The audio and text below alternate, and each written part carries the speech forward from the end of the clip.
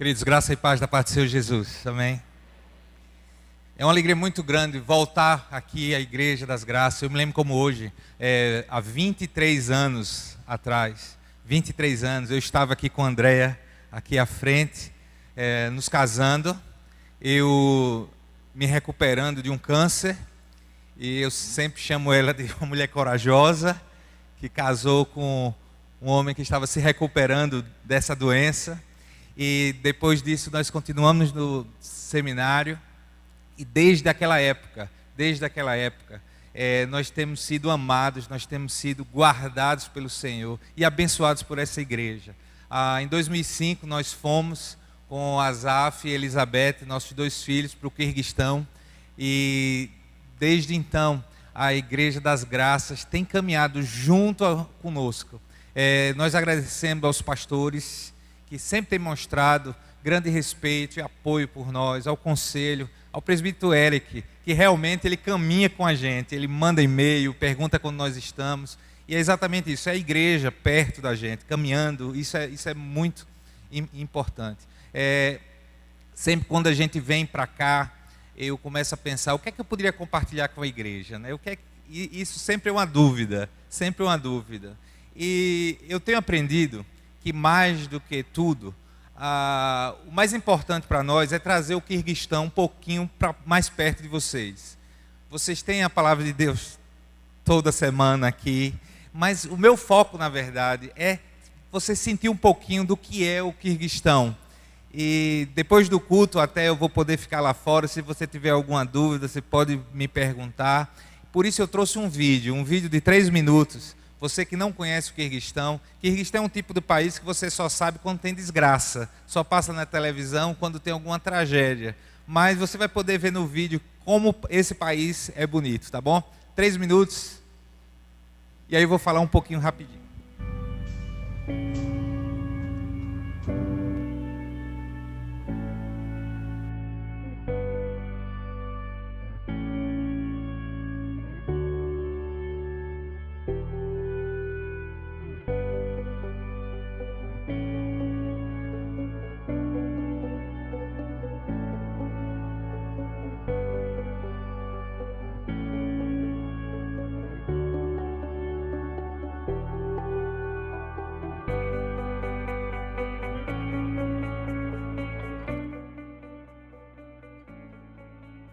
Irmãos do Brasil, sejam bem-vindos à Igreja Internacional aqui em Bishkek. Quando nós chegamos aqui no Quirguistão, nós viemos com a ideia de levarmos o Evangelho para os povos da língua russa. Mas quando nós chegamos, nós nos deparamos com a grande diversidade de línguas e povos que vivem aqui nesse país. Em 2014, nós fomos convidados então para pastorearmos a Igreja Internacional em Bishkek, junto com um pastor canadense chamado Phil Horton. Desde então, nós temos visto Deus alargando a nossa tenda. Sim, Deus tem ampliado a nossa visão. Nosso ministério agora não se resume somente a um povo ou uma língua. Na nossa igreja agora nós temos mais de 20 nacionalidades. Nós temos tido a oportunidade de batizarmos indianos, cazaques, quirguizes, russos. Temos trabalhado com sem-teto, temos trabalhado com mulheres em risco, com refugiados. Como John Stott disse certa vez, nós precisamos ser cristãos globais, com uma visão global, porque nós servimos a um Deus global. Continue orando pelo nosso ministério, nós contamos com seu apoio.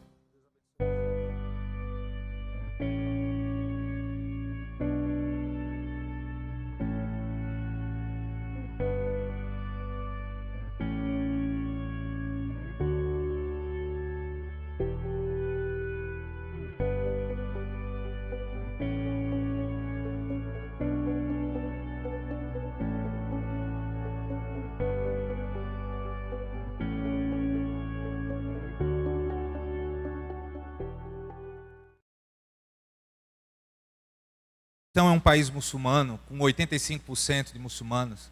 É um país onde no verão agora estava 37, 40 graus, seco como Brasília, mas quando chega no inverno chega a menos 30.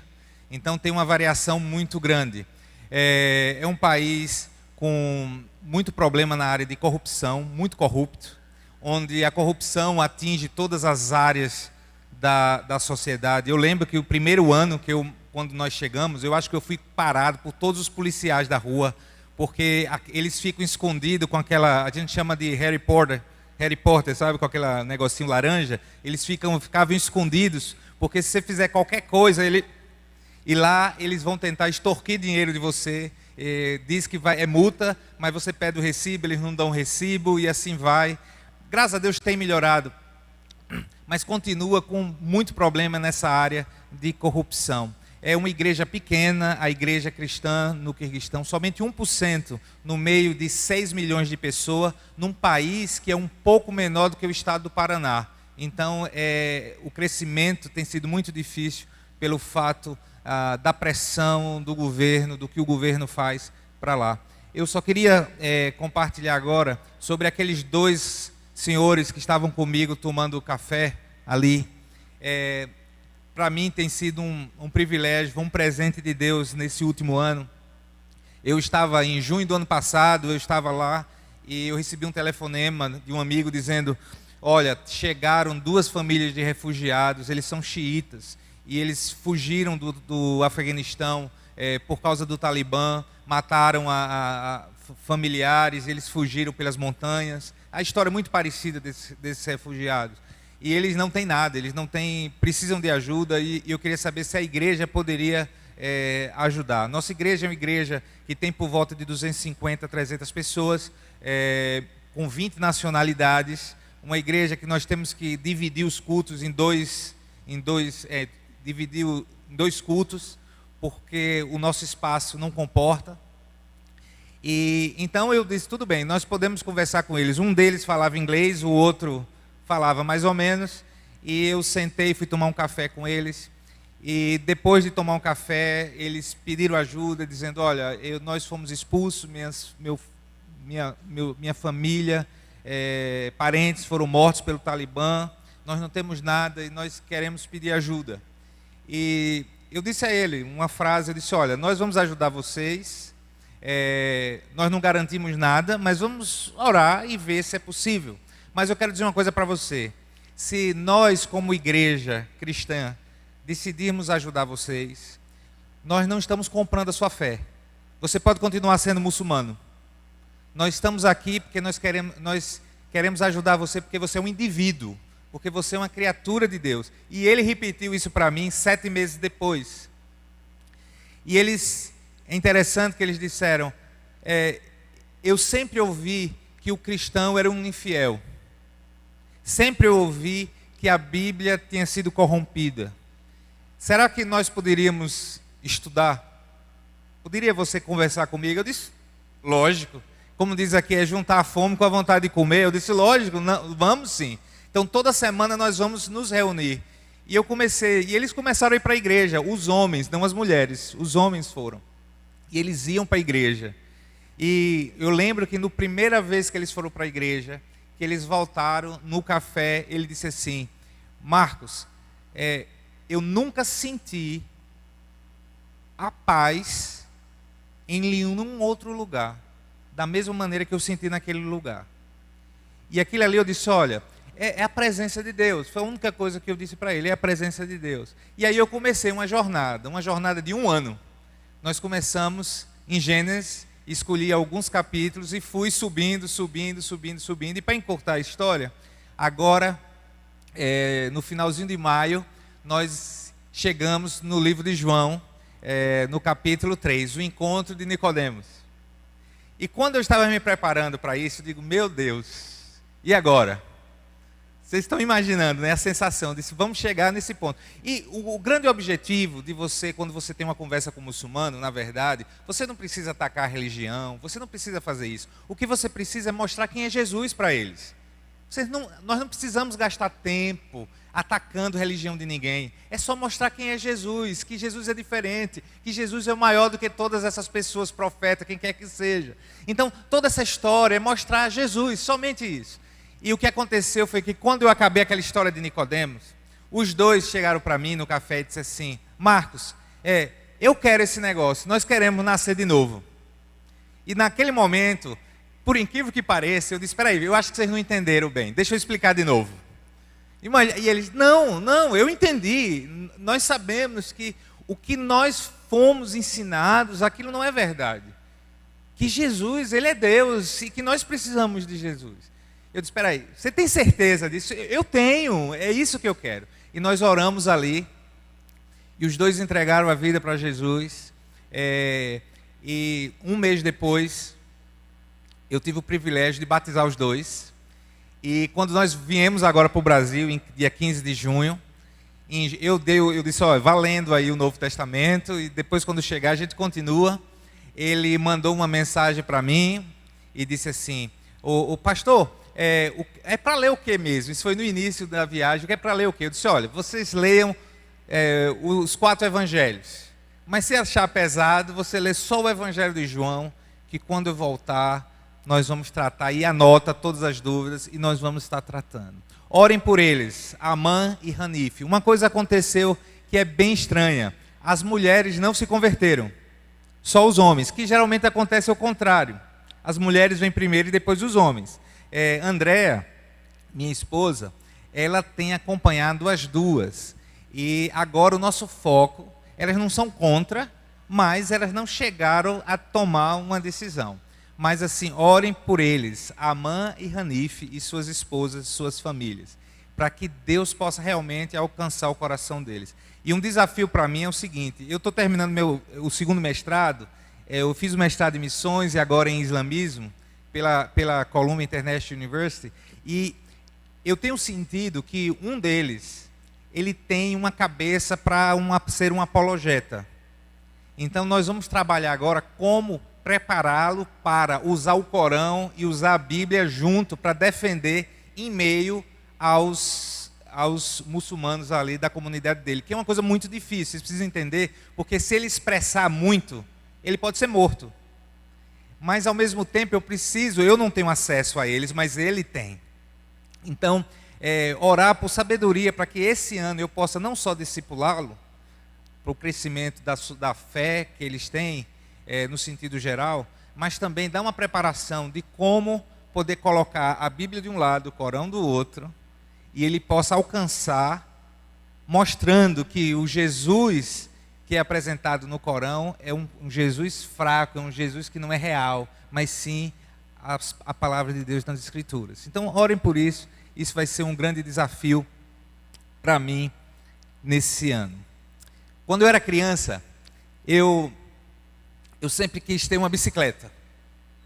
Sempre quis ter uma bicicleta.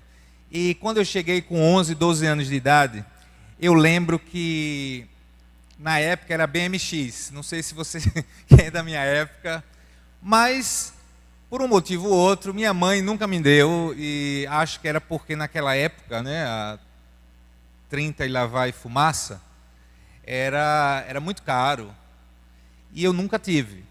Quando minha mãe me deu uma bicicleta, lá em Aracaju, que eu sou de Aracaju, eu já estava no 2º grau. E eu lembro que quando eu ia para a escola, e fui poucas vezes, eu ia, mas eu já fui com vergonha.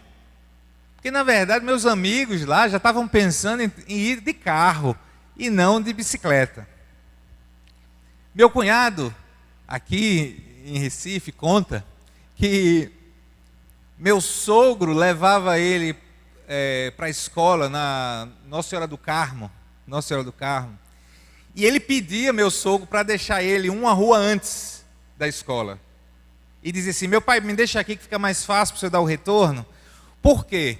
Porque meu sogro tinha um Corsel 2 antigo, aquele Corsel 2 meio amarelado, e ainda tinha um nome no carro que se chamava Pororoca. Imagine, Pororoca. Imagine você, um adolescente, chegando na escola com o seu carrinho amarelo e o seu pai, que tem o nome de Pororoca, o carro, e ainda mais com a buzina, e essa buzina fazia assim,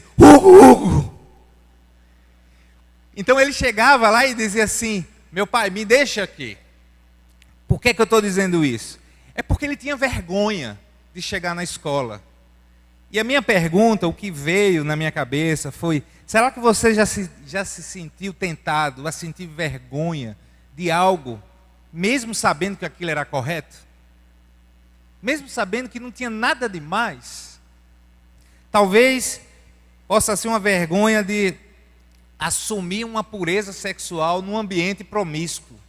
Você chega na universidade, você chega na sua escola e você defende o que a Bíblia diz, que sexo é só no casamento, e de repente você vê todos contra você, vendo você como uma pessoa do outro mundo. E você é tentado de, será que eu estou errado? Será que se envergonha de abrir o seu coração, de dizer aquilo que você pensa? Talvez seja a vergonha de assumir uma postura de honestidade no meio onde todo mundo dá um jeitinho. Você começa a se sentir envergonhado. Muitos de nós já passaram ou passam por situações em que somos tentados a sentir vergonha. Professar o cristianismo nunca foi fácil, principalmente num contexto em que as crenças e práticas dominantes são contrárias àquilo que nós sabemos que é correto na palavra de Deus. Nós sabemos muito bem o que é hoje, viver no Brasil, hoje, dentro desse contexto. O apóstolo Paulo, ele sabia muito bem o que era viver embaixo dessa tensão. Paulo era judeu, mas ele foi rejeitado pelos judeus. Paulo nunca tinha ido a Roma, mas como cidadão romano, ele conhecia a idolatria, ele conhecia o sentimento de superioridade que o cidadão romano tinha contra o monoteísmo judaico e cristão. Paulo estava no final da 3ª viagem missionária e ele estava pensando em ir para a Espanha. Então o que é que ele pensou? Eu preciso encontrar uma igreja no meio que possa me servir de suporte, que possa me ajudar a chegar até a Espanha. E ele manda aquela carta, a carta que nós conhecemos, a carta aos Romanos. Logo no primeiro capítulo de sua carta, depois de apresentar as suas credenciais de apóstolo de Jesus Cristo, ele declara em Romanos 1, versículo 16: Não me envergonho do Evangelho, porque é o poder de Deus para a salvação de todo aquele que crê, primeiro do judeu, depois do grego. Não me envergonho do Evangelho, porque é o poder de Deus para a salvação de todo aquele que crê, primeiro do judeu, depois do grego. O que Paulo quis dizer quando escreveu essas palavras? Lembra que Paulo começa a carta aos Romanos expressando o desejo que ele tinha de visitar Roma. Ele tinha acabado de escrever no versículo 14 que ele era devedor tanto a gregos como a bárbaros, tanto a sábios quanto a ignorantes. O sentimento aqui é um sentimento de dívida. E eu creio que esse sentimento de dívida para com aqueles que não conhecem o Evangelho não é e nem deve ser um sentimento que somente Paulo teve. Eu tenho esse sentimento de dívida. Você precisa ter esse sentimento de dívida. Todos nós que fomos alcançados pela graça salvadora, pelo toque de Jesus, nós precisamos ter esse sentimento de dívidas, que nós precisamos levar o Evangelho adiante. Paulo sabia muito bem, porém, que essa mensagem da cruz era loucura para os gentios. 1 Coríntios, capítulo 1, versículo 23, diz: Nós, porém, pregamos a Cristo crucificado, o qual, de fato, é escândalo para os judeus e loucura para os gentios. Será que hoje é diferente? De maneira nenhuma. A cultura ao nosso redor não aceita o Evangelho. Eles olham para a Bíblia como sendo um livro de carochinha, um livro que, na verdade, conta histórias bonitas, histórias para contar, para falar para criança, mas que, na verdade, não é real. E muitas vezes nós nos deparamos com alguns pastores, infelizmente, que ao invés de pregar o Evangelho puro, eles então começam a adaptar a mensagem de acordo com a audiência, para poder tornar o Evangelho mais aceitável. E o que é que acontece com isso? O que é que acontece? Qual é o fruto disso? É que termina sendo um Evangelho que não é puro, não é um Evangelho verdadeiro, é um Evangelho que não salva. É um Evangelho simplesmente que atrai pessoas, mas não é um Evangelho que transforma ninguém. Paulo pregou o Evangelho puro e simples, e ele foi ridicularizado, preso, morto, mas como consequência, igrejas cresceram. Como consequência, vidas foram transformadas, vidas foram salvas. Mas houve um preço. E o nosso desafio, o desafio da igreja hoje, é permanecer fiel àquilo que o Senhor Jesus trouxe, a palavra de Deus pura. Nós não precisamos fazer nenhum arrumadinho para tornar ela mais aceitável. Você sente vergonha de alguma coisa nessa noite? Eu sinto vergonha. O poder da palavra de Deus, do Evangelho, pode transformar uma vida. Somente o poder do Espírito Santo, através do Evangelho, pode transformar uma vida. A salvação sempre foi e sempre será impossível para o homem. Mas é só por causa de Deus. Deus escolheu que através do Evangelho o homem fosse salvo. O Evangelho é a única maneira de Deus, que Deus escolheu para restaurar esse relacionamento entre o homem e Ele.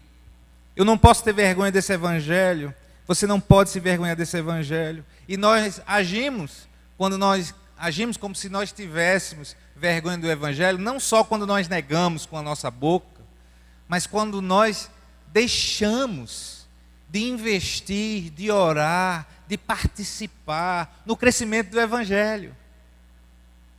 Eu admiro muito a postura da igreja, quando nós vemos aqui tantos eventos relacionados a missões, tantas oportunidades no sertão, aqui, tantos lugares, as congregações.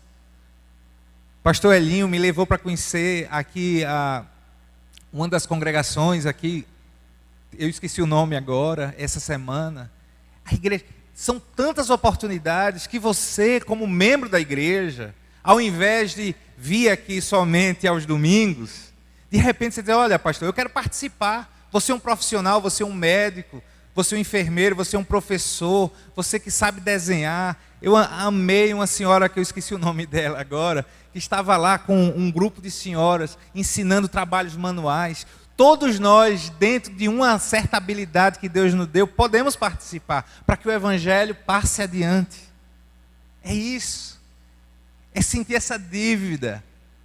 Porque o Evangelho é muito mais do que vir, sentar, adorar e voltar para casa. O Evangelho é para ser vivido de segunda a segunda. Isso para todos nós. Você age como tivesse vergonha do Evangelho quando você não valoriza, não apoia o movimento de Deus para alcançar os perdidos, orar por missões. Tantos países aí, como nós vimos aqui, os ciganos, povo não alcançado aqui dentro do Brasil. Vamos levantar um clamor, chama a tua família, as crianças, para orar. Isso é fazer parte do movimento de Deus. Deus vai ouvir a tua oração. Eu não me envergonho do Evangelho, porque o Evangelho, ele é o poder de Deus. Mas também eu não me envergonho do Evangelho, porque o Evangelho transforma vidas. Nós podemos falar, aconselhar, mas é o Evangelho que tem esse poder. O Evangelho é a boa nova do perdão e poder. A promessa do Evangelho é que Jesus liberta, não apenas do pecado, mas do poder que o pecado exerce na minha vida. Eu lembro que há muito tempo atrás, muitos anos atrás, eu li aquele texto de Filipenses capítulo 2, versículo 12, que diz assim, desenvolver a vossa salvação com tremor e temor. E eu fiquei matutando, peraí, como é que desenvolver a vossa salvação? O que é isso? Pelo menos para mim, o que falou ao meu coração é a ideia de que existe uma progressão. Em que sentido? Talvez em dimensões diferentes. No momento que eu aceitei a Cristo, em 90, lá no Palavra da Vida, no momento que eu aceitei a Cristo, que eu depositei a minha fé no Senhor Jesus, naquele momento eu fui salvo da condenação do pecado, da punição do pecado. É Deus dando uma martelada e dizendo, eu declaro que Marcos Vinícius é justo, porque ele crê no Senhor Jesus. Isso não tem volta. Eu fui salvo da punição do pecado. Eu fui salvo da condenação do pecado. Mas ao mesmo tempo, o Espírito Santo vem e habita em mim naquele momento. E eu não sou só salvo da punição do pecado, mas eu também sou salvo do poder do pecado. Ou seja, naquele momento agora, eu tenho a opção de dizer não para o pecado, que antes eu não tinha força para dizer não. Estão me entendendo? Naquele momento eu sou salvo da punição do pecado, eu sou salvo do poder do pecado. Hoje eu tenho a capacidade de dizer não. Só que essa é uma luta. Lembra de Paulo capítulo 7, que ele diz: miserável homem que sou, o bem que eu quero fazer eu não faço, mas o mal que eu não quero, esse eu faço. Miserável homem que sou, quem me livrará o corpo dessa morte? Mas graças a Deus por Cristo Jesus. Isso tudo, essa luta interior que todos nós passamos, é uma jornada espiritual que cada um aqui passa. E isso vai do momento que você conhece a Cristo até o momento que você vai entrar na presença de Deus. É um processo. E ali naquele momento, quando eu aceitei a Cristo, naquele momento eu fui salvo. Eu fui salvo da punição do pecado, eu fui salvo do poder do pecado. A partir daí, na minha jornada, eu posso dizer não ao pecado. Mas é luta diária, Mas vai chegar o dia onde eu vou estar na presença de Deus. E eu não vou estar não só salvo da punição do pecado, não só salvo do poder do pecado, mas eu também serei salvo da presença do pecado, porque lá no céu, na presença de Deus, o pecado não habitará mais em mim.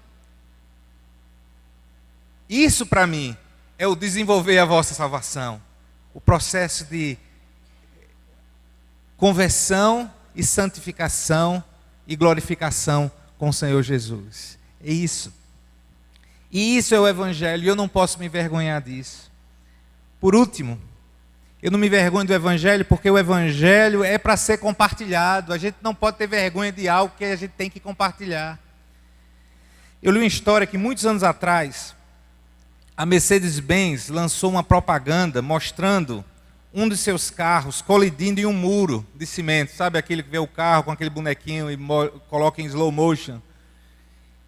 E quando terminou, um repórter perguntou ao representante da empresa por que eles não protegiam a patente de absorção, da tecnologia de absorção de energia de seus carros. A resposta do representante da Mercedes foi o seguinte: algumas coisas na vida são tão importantes que não podem deixar de serem compartilhadas.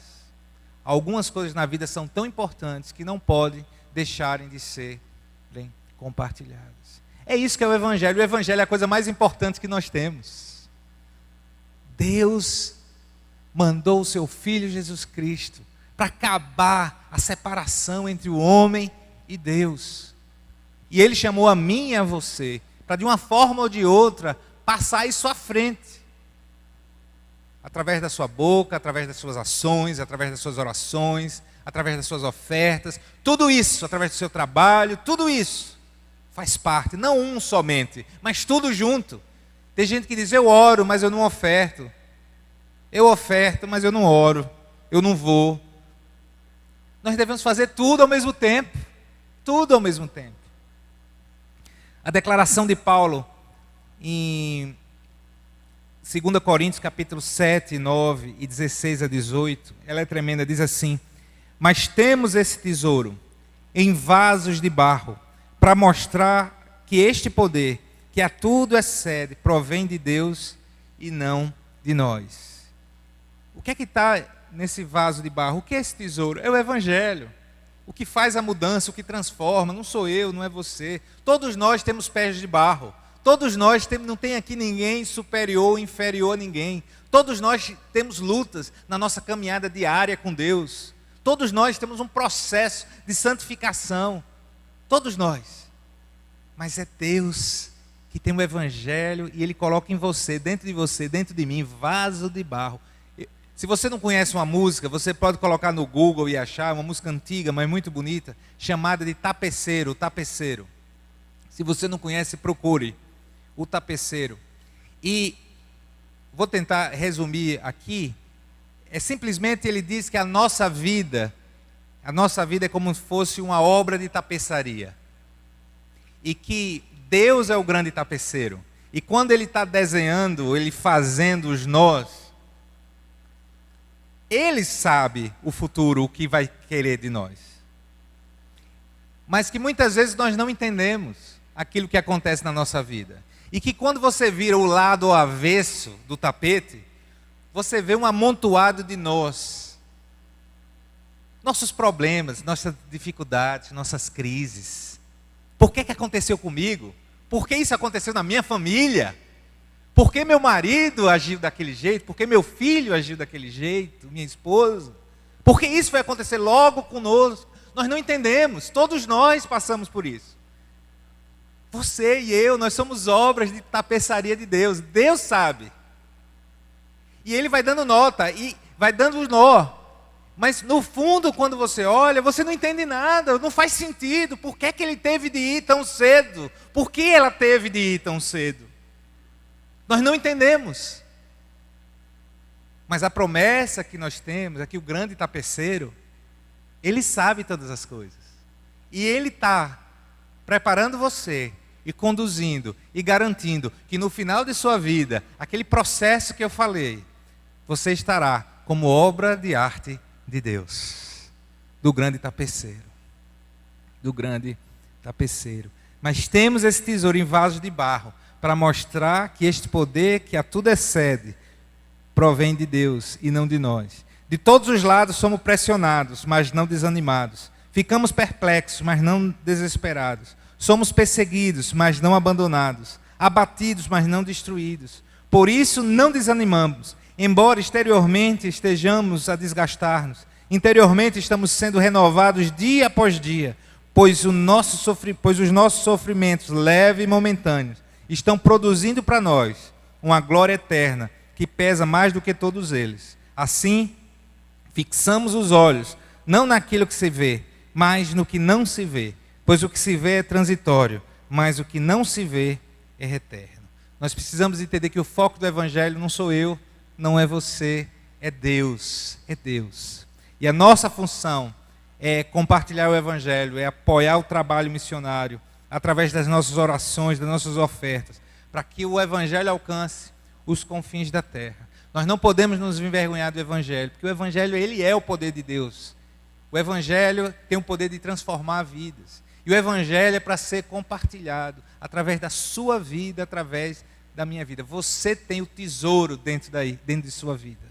E esse tesouro é o Evangelho, que pertence a Deus. Continue orando por nós, intercedendo por nós. Nós precisamos das suas orações, do seu apoio. Se você não pegou ainda, lá atrás, junto com os boletins, tem um cartão de oração, com alguns pedidos de oração. Você, se não pegou ainda, você pode ir lá pegar e orar por nós. Nós precisamos das suas orações. Deus abençoe.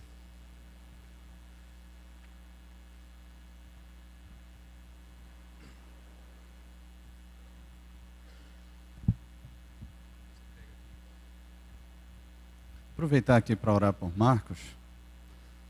André também está aqui. Puder vir aqui à frente enquanto o grupo vem. Orar por eles aqui. Bênção ter vocês aqui, viu?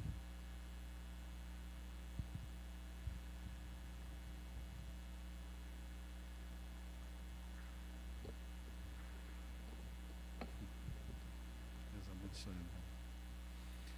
Senhor, nós somos gratos a Ti pela vida dos nossos irmãos, pela intrepidez, pela ousadia na proclamação do Evangelho do Senhor lá no Quirguistão, porque o Senhor os tem usado para alcançar vidas, assim como ouvimos aqui o caso desses dois homens, Pai, e de tantos outros que já vieram ao conhecimento do Senhor por meio da vida desses nossos irmãos tão queridos, Pai. E nós queremos colocá-los aqui mais uma vez diante do Senhor, pedindo que o Senhor seja suficiente na vida deles, que o Senhor com o Teu Espírito a cada dia encha o coração deles, alimente-os com a Tua palavra, Pai, que eles tenham sempre o coração aquecido pelo Senhor, os olhos brilhando quando percebem o Senhor, e o bom Evangelho do Senhor sempre nos lábios, Pai. Senhor, que o Senhor abençoe a igreja que eles fazem parte lá, que cada irmão, Pai, que está nessa igreja possa ser um porta-voz do Teu Evangelho, possam se envolver e partilhar, Pai, essa preciosidade tão grande que é o Senhor Jesus. Senhor, abençoa também os filhos, o crescimento e as coisas que estão por vir na vida deles, que o Senhor os direcione em tudo, Pai. Que o Senhor abençoe essa família, Pai, no nome de Jesus. Amém. Amém.